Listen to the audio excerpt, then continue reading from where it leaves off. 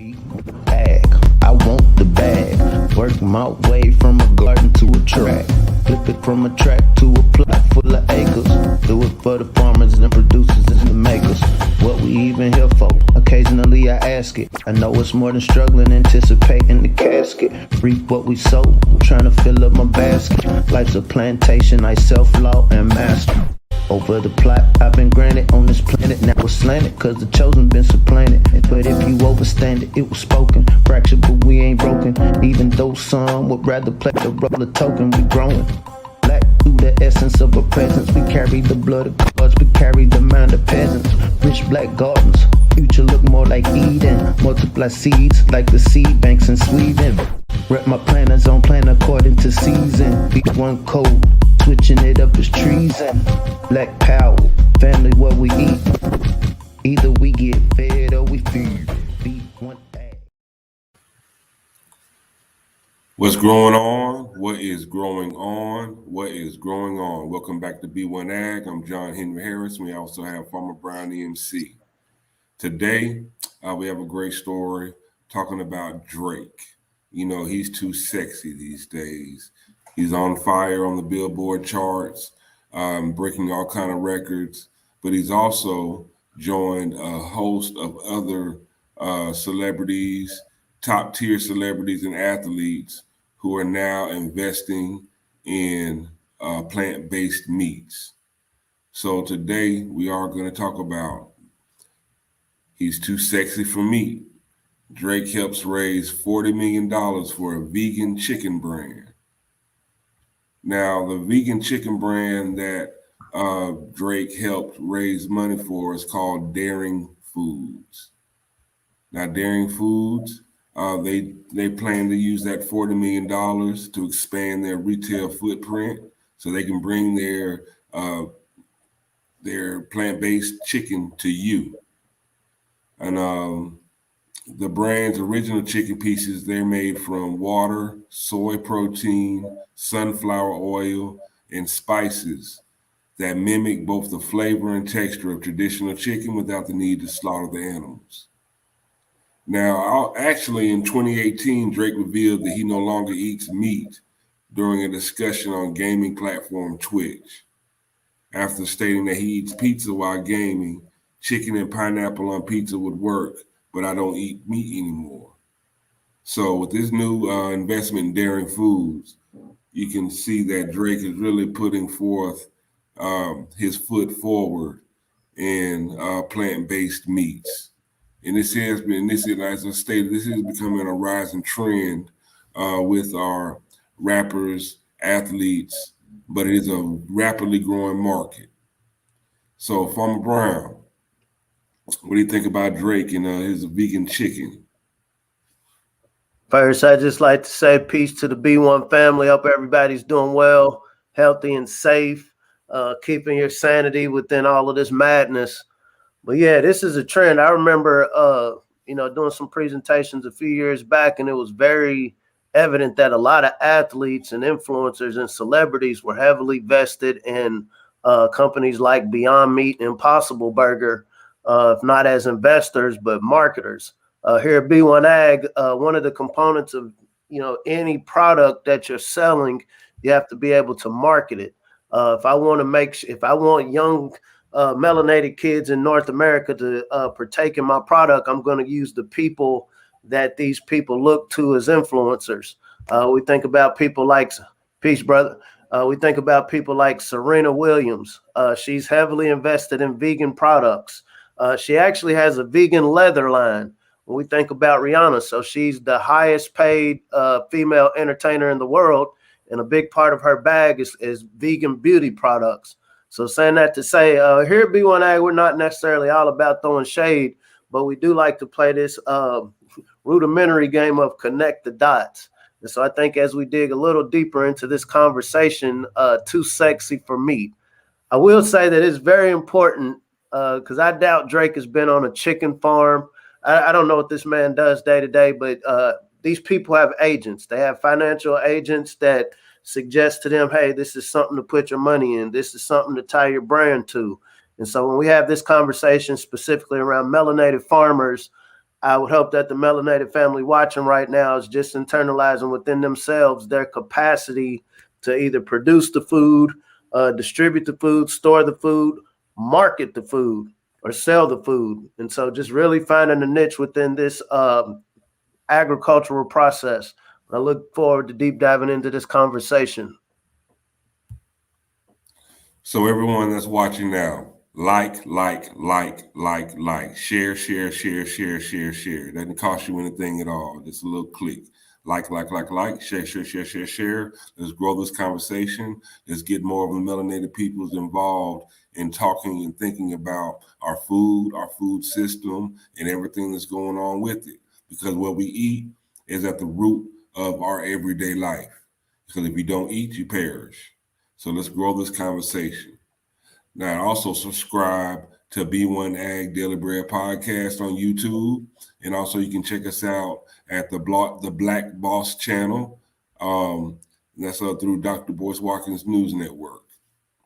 Now, speaking of plant-based meats, they are a key driver of sales growth at grocery retails nationwide, growing almost twice as fast as overall food sales. So it is a growing market. It's a rapidly growing market, and therefore there's a lot of money to be made if you are an investor in plant-based meat products. Now, in the United States, 98% of the people who buy plant-based meat also purchase conventional meat. So it's like, there are a lot of, flesh eaters that are buying this plant-based meat. However, they're giving it a try, for whatever reason, whether it be for health or for humanitarian reasons. There is a growing number of people that do eat conventional meat that are trying this new meat. Now, we're talking about worldwide consumption. In 2020, the plant-based meat market was worth $5.6 billion. Now, their compound growth is forecasted to be 15% during 2020 through 2027 to reach $14.9 billion by 2027. So again, there's a lot of money they're expecting to be made. The growth of this market is outgrowing regular conventional foods. So that is why we see a lot of our celebrities, a lot of our athletes, endorsing it. There is a bag to be made, along with, a lot of the health benefits of just eating more plant-based. If you could pull that infographic up. So, we can't have these conversations without, we look at the left and we look at the right. We want to look at this from all angles.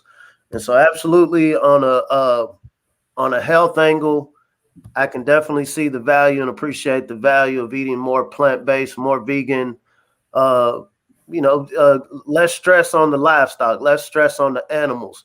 But when we think about Kizzmekia Corbett, for the family that's watching, remember her role in the rollout of the Aksay Ingve.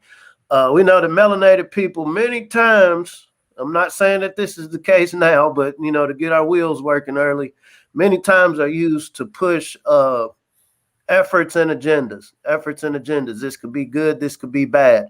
But like I said, when we think about Serena Williams, and so she's raised $43 million for Daily Harvest. This is a vegan company. Jay-Z, he invested $250 million of his own in Simulate. This, again, similar to Daring Foods with Drake, is a plant-based chicken nugget alternative. We think about Chris Paul, heavily vested in Beyond Meats. Shaquille O'Neal, heavily vested in Beyond Meats. We think about people like Derwin James and Snoop Dogg. Just recently, they were giving out, I think, 600 different samples of Beyond Meat products. I think they had hot dogs and hamburgers at a Charger game. So we got some of our rappers giving out samples like it's a grocery store. And I doubt any of these brothers would just go do anything for free. So we understand that there is a bag in promoting these products. A lot of the melanated family has raised questions. I'm not going to say concern, raised questions. Oh, y'all care about us so much now. Practically, it could be because we realize, because we know everybody eats, that this melanated group of people in what we call Turtle Island, North America, they're going to eat these products. And so we want to get people they love and respect and trust to promote these products. But then also, not to digress too far away from a discussion we had yesterday about research has been done since the 90s and using plants, certain leafy plants as an alternative for syringe injections of certain gene therapies, I'll say, certain treatments of, various ailments that we see going around. And so the conspiratorial part of me does kind of question, and once we see some of the other major players in this dynamic, I think the family will understand where we're coming from. But yeah, on the surface, this is great. So these people's agents then came to them and said, hey, Sean, hey, Aubrey, hey, Chris, hey, Shaq, these are some great things to put your money into because we understand that this is where the future of food security is going. We had discussed Rick Ross, and so Wingstop, one of his big bags come from being a part owner in one of the large Wingstop franchise models. And so we definitely understand that melanated presence, our marketing ability, we definitely influence consumers. And so when we have this B1AG conversation, we want to look at how can we leverage this same concept of marketing? How can we leverage this popularity, this influence that our melanated people, our athletes, our entertainers have to promote Black farmers? Because we see that, when you look at mainstream promotion of melanated farmers, you're not going to see them, you're not going to see them. When you go to Kroger, Publix, and you see these cute pictures of the people that brought your watermelons, they're never going to look like minority, or I said minority, that's a bad word here. They're never going to look like melanated farmers. And so once again, and I think once you pull up this next demographic, I think it'll make a little bit more sense of what I'm getting at. So we had done an article a few months back. And so we know this guy. A lot of us in the hip hop community grew up saying, hey, I want that Gates money.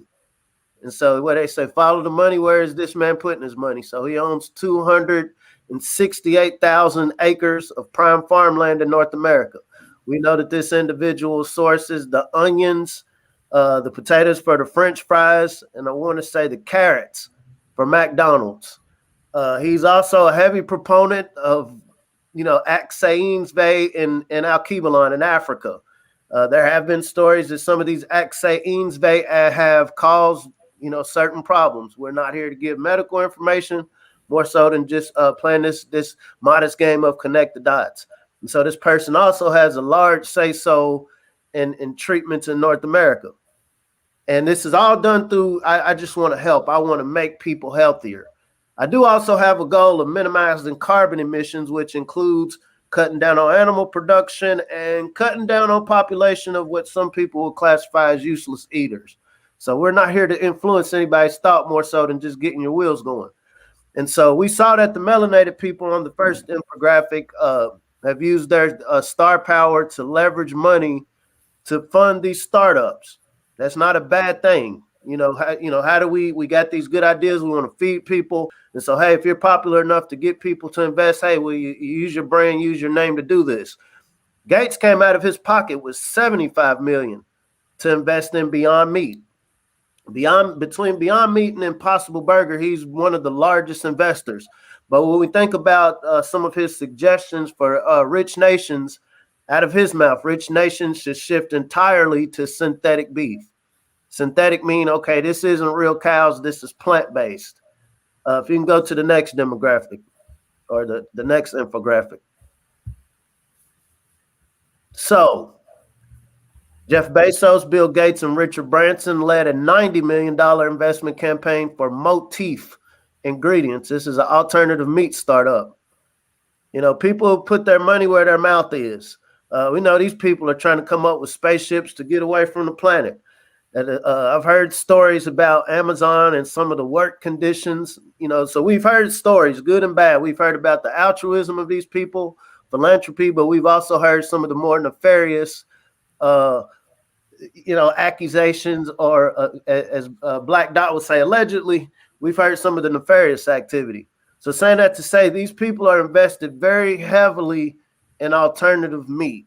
These people have the ear of legislative bodies, not just in North America, but around the world. When we think about the World Health Organization, we're in this game of follow the money. You know, I got this group of people over here who's getting disenfranchised, discriminated against, all of these ungodly things happening. But if all they're going to come to me with picket signs and complaints, then I got this small group over here that's coming at me with billions, with millions. The people with the bag are going to be the ones that are getting the legislative considerations. And so we're saying all of this to say when we have this B1AG conversation, we have all that we need, and we have all pretty much all that we're going to get when it comes to addressing our solutions within the community. We're not going to talk too long today, but we brought this story up to say marketing is a big piece of changing this culture of ours. We have to get out of this culture of dependence on other people to come up with the best solution to feed melanated people. We know that there's a laundry list of issues to be addressed within our communities, and there's no one specific silver bullet that's going to fix them all. But we do understand that we have to eat. Food is a medicine. Who are the best people to produce this medicine? Do we want to keep getting it from China and then have the shipping containers and the barges, stuck on the ports like we see happening in California right now? Or do we want to look at localizing our food systems? Do we want to look at empowering individuals and communities and producing some of their food? Because we know the big money is talking about, okay, I'm not going to go out here and farm, but I will invest in research to put what I want to feed you into these plants.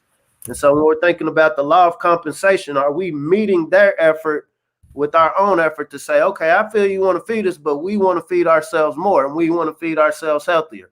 I think this is definitely a conversation we need to continue to have, families, starting yesterday.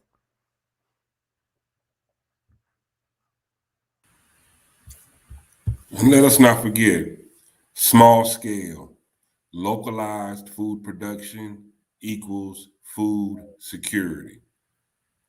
That's what it's all about, food security.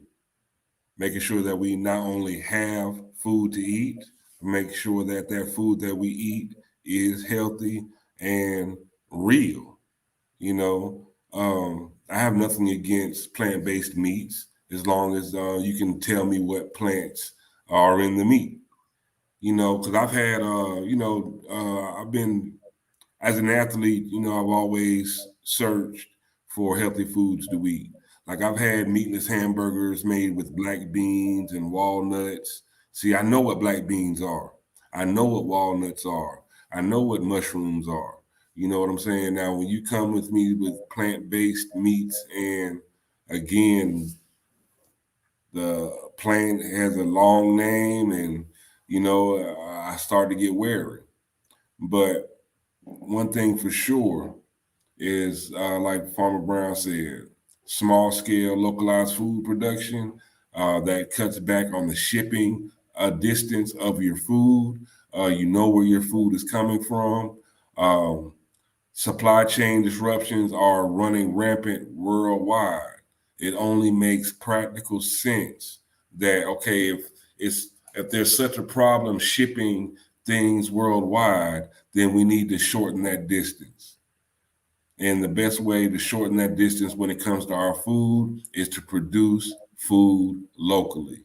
Not only is that healthy for us, but that also stimulates local economy.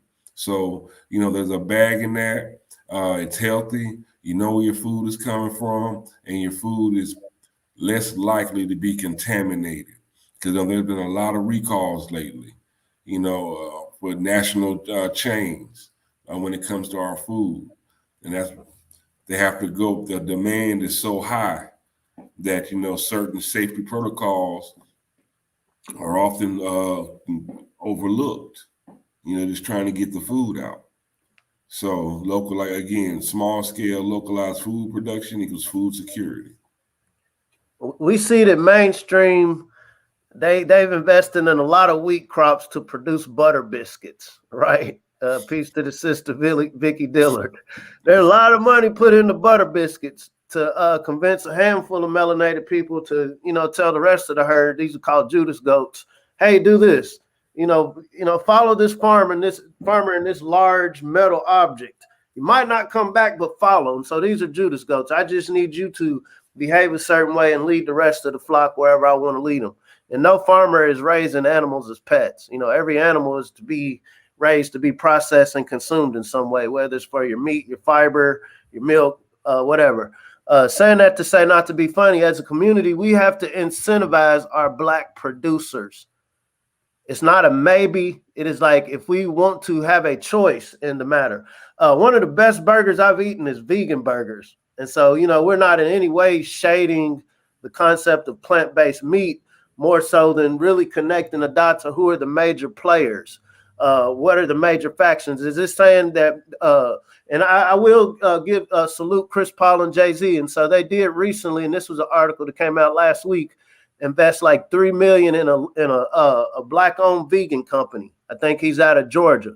And so this is beautiful. We need more of that. And not just these companies. The companies are great, but how do we start really making it rain on our Black producers, our Black farmers? They need all of the support they can get. We constantly get questions of, where to send the money to. I want to get involved. I want to support. Here at B1AG, our concept is, we want to stay in lane. We try to take counsel from the elder or the ancestor Booker T. Watley, avoid the middleman like a plague.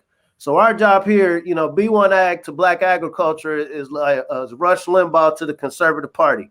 Rush Limbaugh never served in any sort of governmental position, but because he lended his voice, he had the commentary over 20 some years before he died. He literally built this excitement behind the conservative movement. Whether you love it or hate it, Rush Limbaugh indelibly affected and empowered the conservative movement. So our goal here at B1AG is to uplift our Black producers. This is a group that is, in my opinion, one of the most resilient archetypes of Black. If we want to say Black, melanated, carbonated, sun-kissed, Aboriginal, this group of people has to be supported by their own.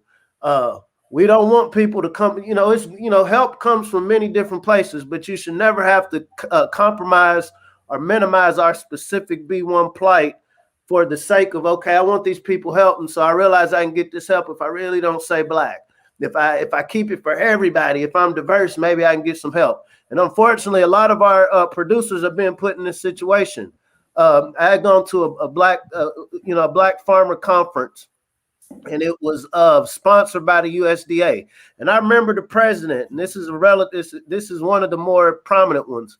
The president got up speaking to the farmers. This is a room full of hundreds of Black farmers. He's like, yeah, there's a lot I want to talk about, but the USDA funds 75% of this conference. Good morning, sister. So the USDA funds 75% of this conference. And so, just like we have on social media, if there's mindsets that don't want you talking about certain things, I have to play by the rules on your court. And so this is why it's important for us to build our own court. When we're talking about Black farmers, these are some of the most resilient people. These are some of the most creative, innovative, because this group of people has had to consistently work with the least amount of resources, the least amount of help, the least amount of subsidies. And so when we think about like real long-term investments, these are tangible investments, family. We're not investing in maybe this person can produce something. Like, no, these are people that know how to produce something that you will inevitably consume.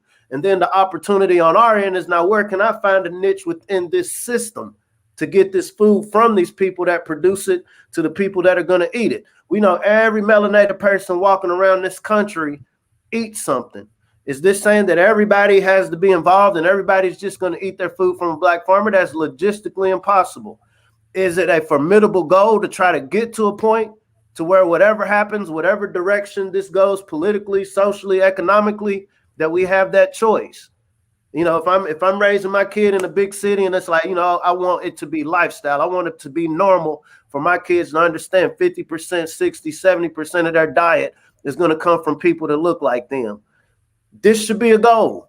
There's a 2030 goal. When we think about this alternative meats, there's a 2030, 2040 goal of characters like Bill Gates that, hey, we want the majority of the meat consumed around the planet to be plant-based or alternative meat. Because when we say alternative meat, and I'm not digressing too far, not all of it is plant-based. Some of it is, I'm just going to grow this in a petri dish. I'm going to take a skin cell. I'm going to take some tissue off of this cow's ear. I'm going to take some tissue from this bird. I'm going to put it in a petri dish, put in my magical sauce, and it's going to grow in this petri dish. And here, people, y'all eat it. I might put in these little Soylent Green. I didn't mean to say Soylent Green. I'm going to put it in these nutrition bars, these healthy blocks, and this is what you're going to eat. And so our whole goal here is some people might be cool with that. And if you're cool with that, hey, if it floats your boat. But for the melanated people who want to have a healthy diet, the melanated people who want to have a choice, a part of us having this choice is reasserting ourselves, not waiting for somebody to invite us in, not waiting for somebody to get an epiphany that, you know what, I'm shooting myself in my foot disenfranchising these black farmers. I'm shooting myself in my foot trying to create imagery and marketing this concept that these black folks can't do nothing for themselves. And so the degree that we're able to realize that we're all that we need and focusing that star power, right? Focusing that star power and producing food by melanated hands, using some of the star power. Okay, maybe the A-list celebrities ain't with it. They don't want to compromise their bags. So if we can get some of these younger rappers, throw a couple of lines in your bars about some of your local producers, make it sound cool. Take some, shoot some videos of some of these local farms. Stoke that imagery of the people who watch you that, hey, that seems like a cool place. We got to be creative, family. We see that the faction that has all of these answers for us, like she said, thanks, but no thanks. There's some help we just don't need. There's some help that only can come from within. And the ability to produce food, the ability to know what this process looks like is, to me, a formidable start. Now we see the story, Drake, he helps raise $40 million with his vegan chicken brand. But Drake also invested in Dave's Hot Chicken, which is a conventional chicken restaurant chain. So let's not get it twisted. Everything that we see these celebrities and their investments is not necessarily based in health, but it is based in wealth. It's about that money, dollar bill, y'all. And there's nothing wrong with that. But we just keep in mind, there is an agenda, a worldwide agenda to push towards plant-based or alternative meats. And they are using our celebrities, our biggest celebrities, to push this on us. I'm not saying good or bad either way, but just be aware. Just be aware. Bro, do you have that article? I kind of really want to run it across the family, what we were talking about the other day with some research. I just want the family to see it that's watching. The research going into using these plants as an alternative to a syringe. Give me just one moment. As he's pulling it up, family, and we're not here to scare. We're really here to just point out that, hey, this is what's going on. What are we prepared as individuals, as families, as communities, as groups? What are we prepared to do in a situation where something's not right?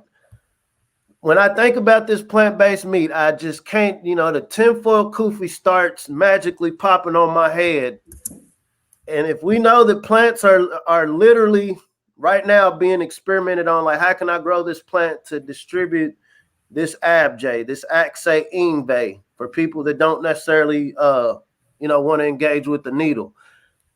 And if I'm one of the major proponents whose dad happened to be a eugenicist, this entity we call Bill Gates, and I own 240,000 acres of land, there's nobody on this planet that can stop me from using hundreds of thousands of my acres. Like, I have every right, because I own it, to grow these ABJ Ace Bay ants play.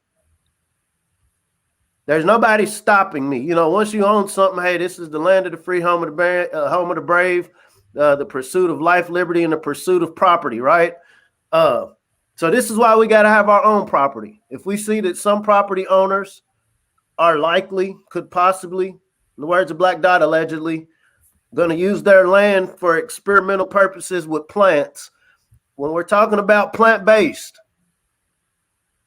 what is stopping? You know, how many of us are inserting ourselves in the processing of meats? Absolutely. Absolutely. How many of us are investing in the science behind this? Because investing in science is just investing in planting these seeds in our kids' minds. Investing in those what seem to be crazy people that run around our community that, man, why is this bro over there always in the garden? Invest in that brother. Invest in that sister. Invest in these people who are taking time to learn how to grow, and then at the same time learn something from them. So we can counter this if somebody wants to use hundreds of thousands of acres to grow abjay, bay, ants play to serve for the 70% of the melanated family who are skeptical about the syringe. And like I said, this isn't us making this up. This is research dating back to the 90s.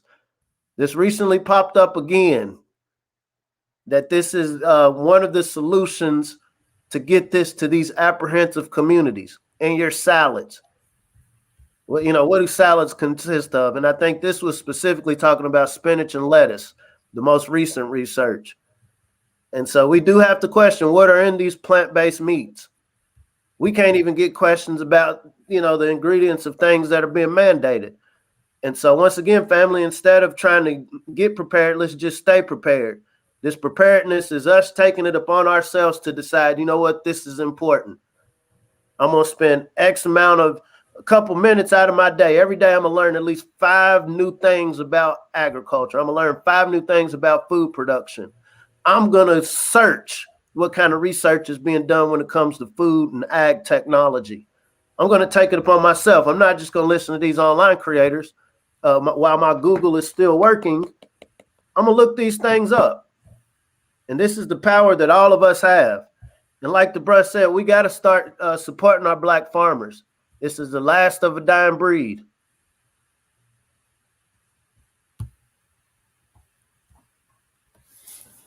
Now that research that we were talking about, they're talking about transferring using green leafy vegetables to transfer mRNA. So edible vaccine bays. Now, if you want to take the vaccine bay and you want to eat it, that's fine. But what if they can just have you unknowingly or unwittingly taking the vaccine bay because they've mixed it in with your food? That is a question and a concern, and definitely worth a conversation. At least a notation, a mental note.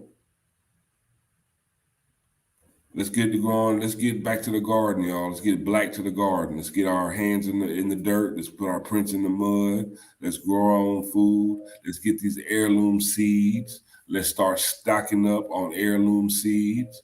Let's make sure that we are food secure. It's getting weird out here, y'all.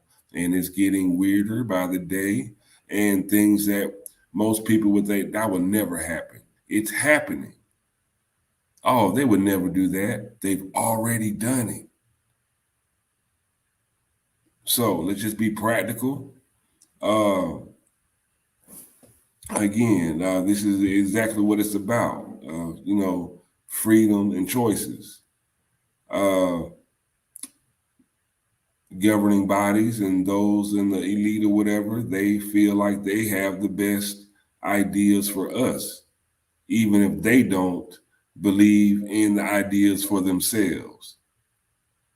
Oh, that's for you, not for me. We're exempt. Yeah, we just want to help you. No, you go on in the front of the line first. We want to help you first.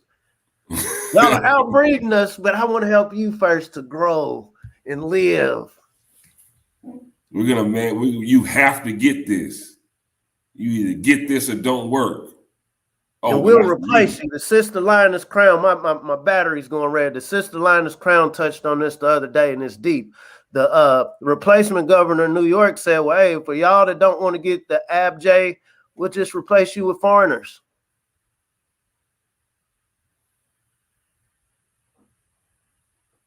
There it is. Hey, y'all. Like, share. Let's grow this conversation. It's getting weird out here. We need to stay ahead of the curve and stay abreast of what is actually going on with our food because it definitely is challenged and changing rapidly and to a lot very broadly. So we need to be we need to have our heads up, heads on the swivel, and stay and eyes open to stay awake and know what's going on. If you have any questions, comments, please hit us up at b1aghiphop@gmail.com. If you want to learn how to grow your own food, me and Farmer Brown MC, we have a great course at the Black Business School, healthyblackfood.com. You can learn how to grow your own food. It's very engaging. You can do this with your family, and we can make sure that you yourself will be food secure into the now and foreseeable future. Farmer Brown, if the people really want to know something, what do they need to do? Really want to know something, family? Let's keep our eyes on the prize. Let's learn how to grow something. Y'all have a wonderful weekend. Be blessed. Stay growing. Keep growing. Never stop growing. And that's physically, mentally, spiritually, metaphysically. Let's keep growing. And let's also grow this conversation about our food and what we are eating. Let's keep this conversation growing. Let's grow. Let's grow. Let's grow harder. Until next time, it's B1AG. I'm John Henry Harris, Farmer Brown MC. See you next time.